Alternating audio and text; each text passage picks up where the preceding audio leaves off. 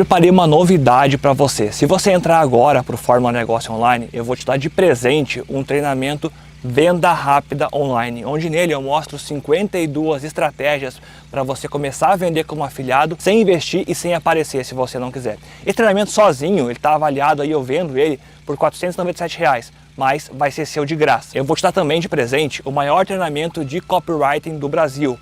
Está avaliado hoje R$ 997, mas vai ser seu de graça. Além disso ainda, eu vou te dar junto todos os 14 bônus que já estão lá no Fórmula Negócio Online, tem um valor incalculável, serão todos seus de graça. E ainda, todo o Fórmula Negócio Online atualizado e completo, com 7 dias de garantia. Você recebe tudo, se não gostar de alguma coisa, eu devolvo todo o seu dinheiro. Sem perguntar nada, acessa agora o Fórmula Negócio Online e faz a sua inscrição hoje. É só clicar aqui embaixo. Davi e Golias, Malcolm Gladwell. Neste livro, o autor muda nosso conceito de obstáculos e desvantagens, nos mostrando uma nova visão sobre diversos tipos de problemas. Gladwell conta como aconteceu a luta entre Davi e Golias, mostrando que realmente as vantagens de Davi eram melhores. Ele mostra como muitas coisas importantes e belas surgem de momentos difíceis e nos conscientiza de que nem sempre os fracos são realmente fracos. Introdução. Davi e Golias é um livro sobre o que acontece quando pessoas comuns enfrentam gigantes. Quando se fala gigantes, entenda oponentes de todos os tipos, desde exércitos e grandes guerreiros até uma deficiência, as adversidades e opressões. Cada capítulo narra uma história de uma pessoa diferente, famosa ou não, que enfrentou um desafio gigante e foi forçada a reagir. Por meio dessas histórias, o autor explora duas ideias. A primeira é que grande parte do que consideramos valioso em nosso mundo surge desses tipos de conflitos desequilibrados, porque o fato de enfrentar condições desfavoráveis produz grandeza e beleza. E a segunda é que acabamos entendendo de forma errada esses tipos de conflitos. Gigantes não são o que julgamos serem. As mesmas qualidades que parecem fortalecê-los são muitas vezes o que os enfraquece. E o fato de ser um azarão ou alguém em desvantagem pode mudar as pessoas de formas que costumamos não perceber. Pode abrir portas, criar oportunidades, instruir, esclarecer e tornar possível o que normalmente seria impensável. Vivek Ranadivé. Quando Vivek Ranadivé decidiu treinar o time de basquete da filha Anjali, fixou-se em 2 princípios. O primeiro foi que jamais elevaria a voz. O time era constituído predominantemente de meninas de 12 anos e adolescentes nessa idade não reagem bem a gritos. O segundo era que seu time aplicaria uma marcação cerrada a cada partida o tempo todo. O time foi parar nos campeonatos nacionais, mesmo Vivek nunca tendo jogado basquete em toda a sua vida. O que acontece nas guerras entre os fortes e os fracos, quando o lado fraco faz como Davi e se recusa a lutar da forma como o lado maior deseja, preferindo táticas não convencionais, é que a porcentagem de vitórias da parte mais fraca sobe de 28,5% para 63,6%.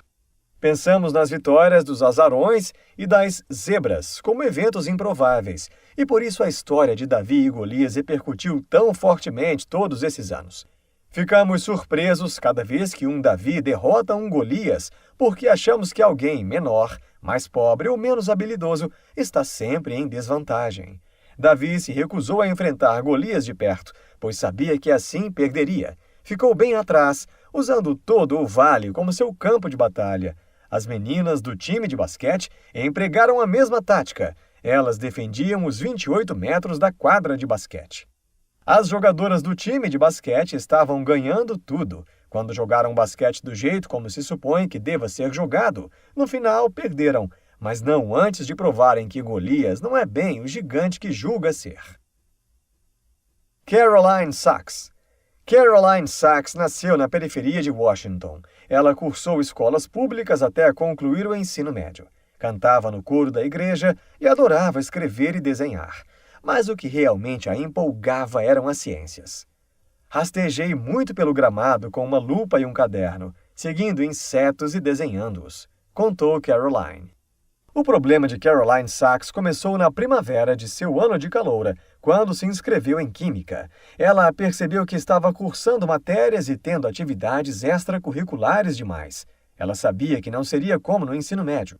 Ela não seria mais a garota mais inteligente da turma e aceitara aquele fato. No segundo semestre de seu segundo ano, ela se inscreveu em Química Orgânica e as coisas pioraram ainda mais. O fracasso foi total. Eu me sentia um peixe fora d'água. Ela contou.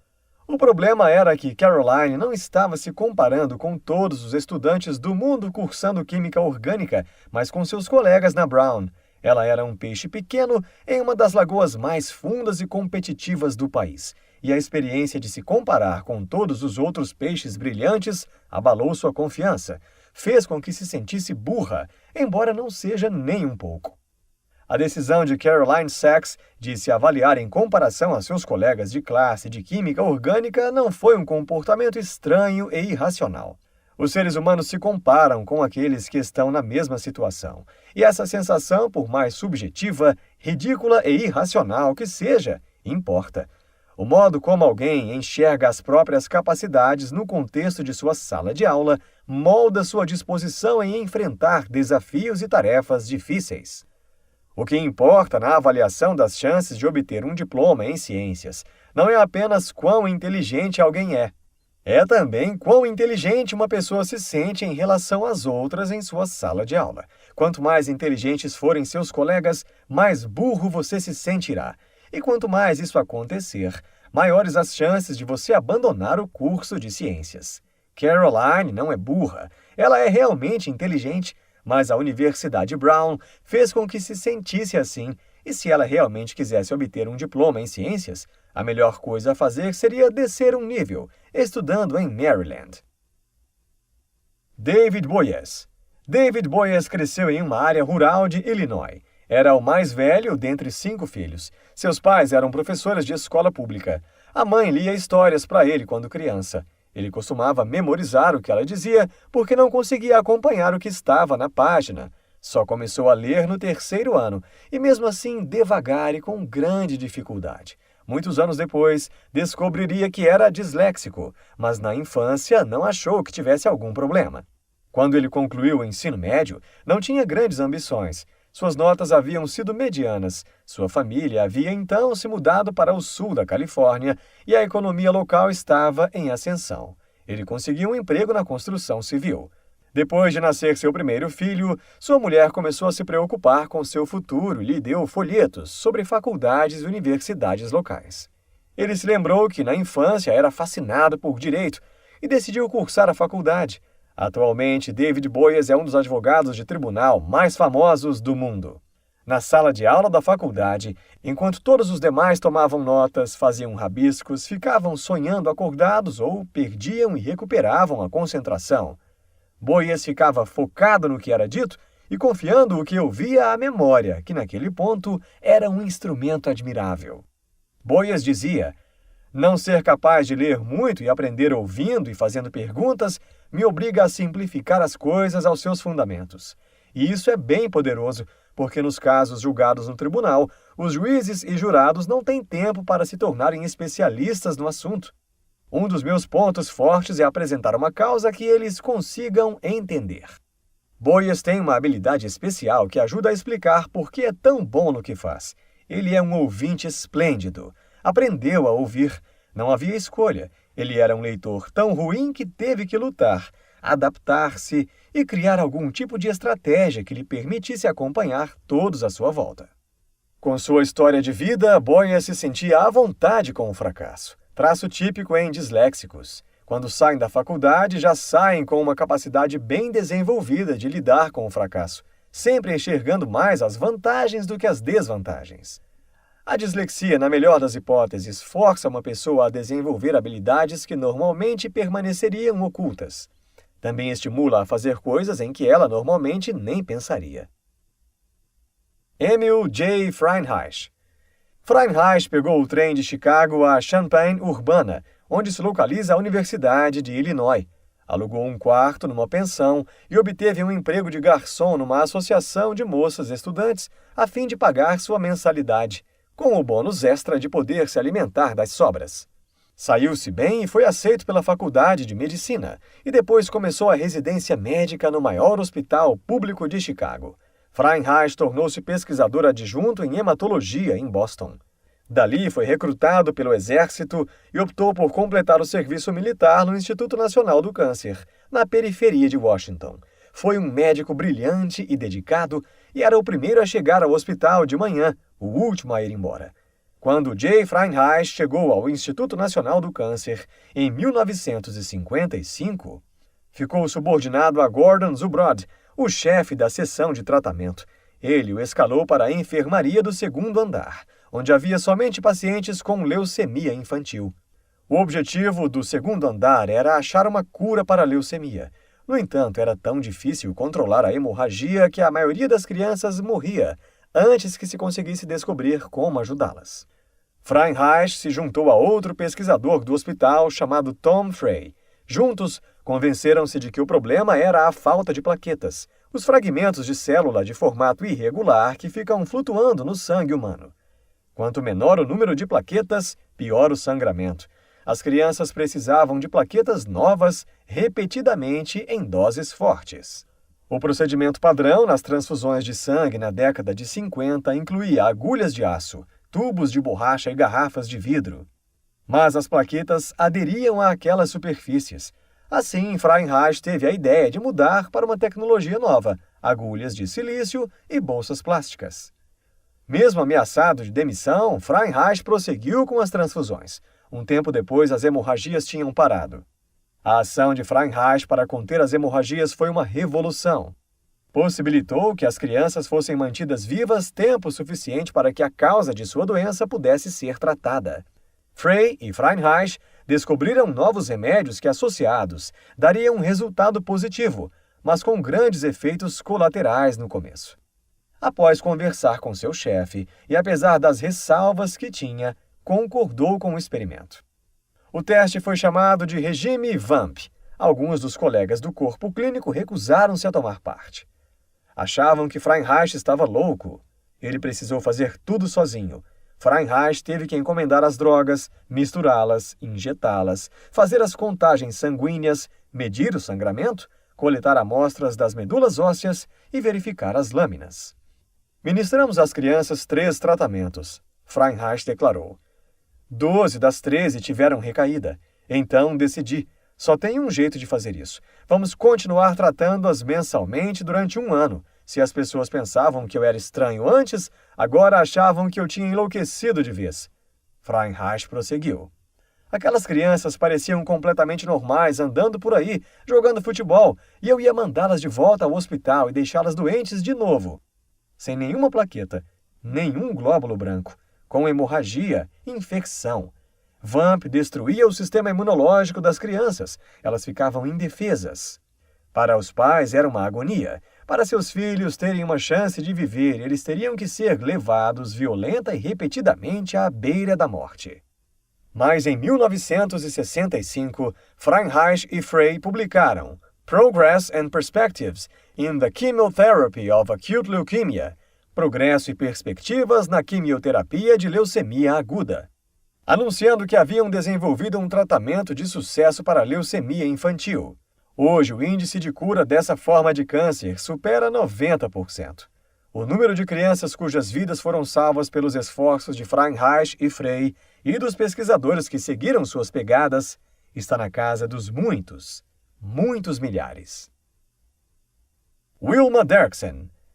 Em junho de 1992, a filha de Mike Reynolds foi para casa pois tinha um casamento para ir. Ela tinha 18 anos.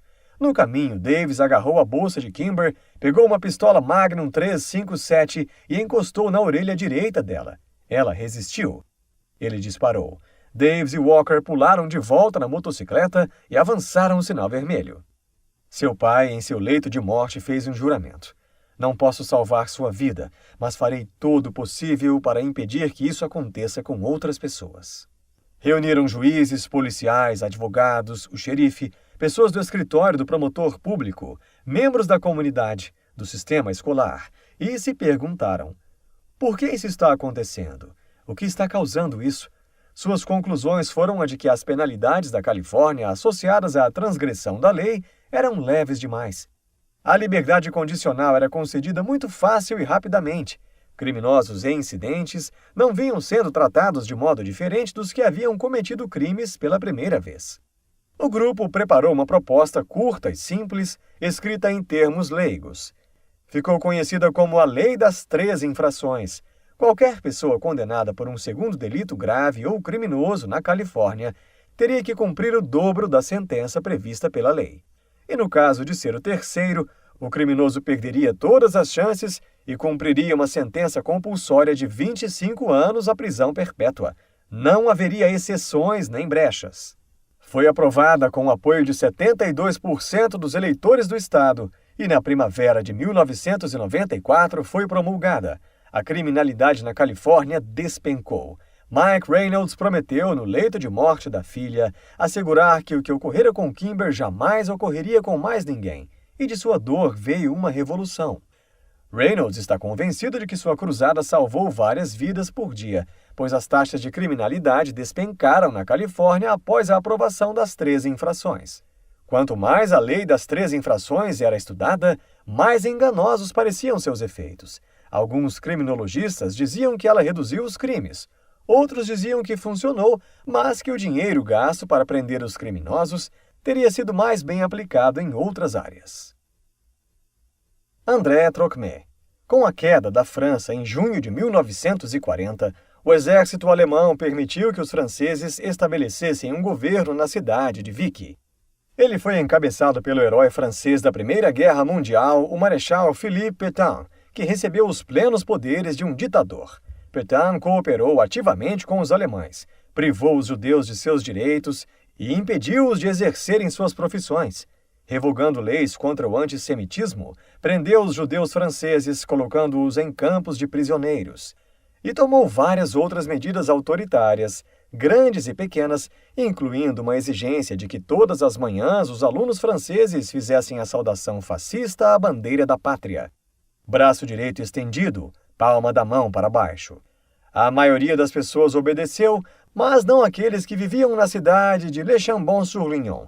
Le Chambon é uma das dezenas de aldeias numa região montanhosa perto das fronteiras com a Itália e a Suíça, no centro-sul da França. O pastor local era um homem chamado André Trocmé, um pacifista. No domingo seguinte à rendição da França aos alemães, Trocmé proferiu um sermão no templo. Amar, perdoar e fazer o bem aos nossos adversários é nosso dever, ele disse. O próximo passo de Vichy foi exigir que todos os professores franceses assinassem juramentos de lealdade ao Estado. Trocmé se recusou a fazer isso.